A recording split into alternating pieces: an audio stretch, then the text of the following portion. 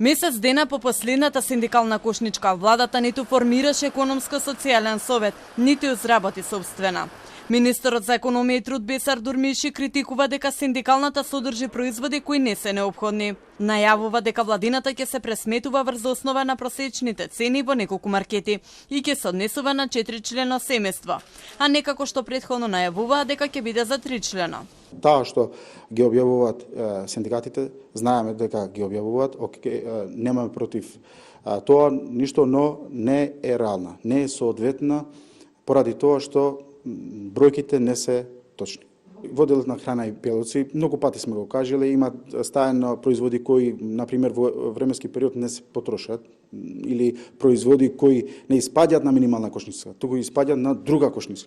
Од ССМ пак велат, нивната кошничка е пресметена според реалните потреби на едно 4-члено семејство. Тие предупредуваат дека владината верзија ќе биде алатка за оправдување на минималната плата, наместо реален показател за животниот стандард. Не би ставил сезонски или несезонски овошје или зеленчук, така да мислим цените скоро се исти и во зима и во лето.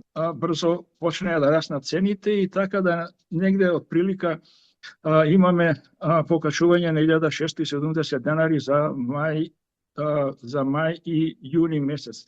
Така да веќе они 1800 денари покачување равно по закон што е усогласување, веќе инфлацијата го изеде.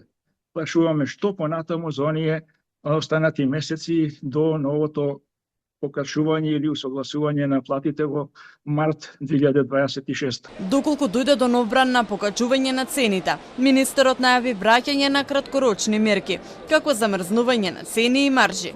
На долг рок, фокусот ќе биде ставен на поддршка на домашното производство, со јасно обележување на домашните производи во маркетите.